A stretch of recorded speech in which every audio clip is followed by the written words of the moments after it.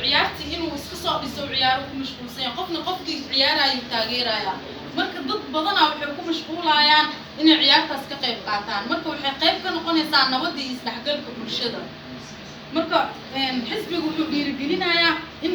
horumar laga sameeyo dhanka ciyaaraha isagoo sameyn doona garoomo iyo youth centers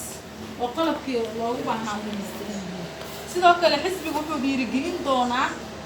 hiwaayada hobbiska wanaagsan ee dhisay jirka iyo maskaxda dhalinyarada wiilal iyo gabdhaba mustaqbal ifaayana u horseedi karo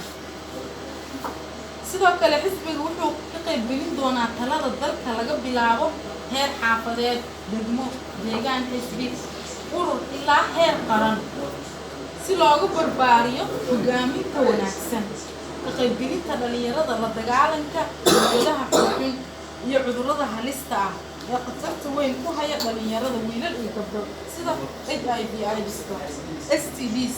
sexual transmitted diseases oo ugu horeeyo HIV/AIDS saddex cudur kala wasimaanaysa oo dadkii ku marka xisbigu wuxuu ka qayb qaadan doonaa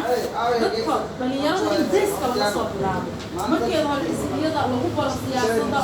kadib heer deegaan heer gobol eesaas u gaaraan jaranjaro ayagoo siyaasadda waxay si fiican u fahansan inay hadhow xilki qabtaan oo ay noqdaan dad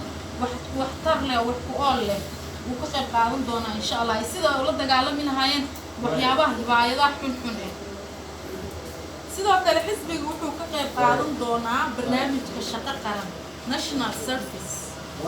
marka ardaygu ka baxo dugsiga sare laguna dhiirigeliyo barnaamijka iskaa wax u qabso sida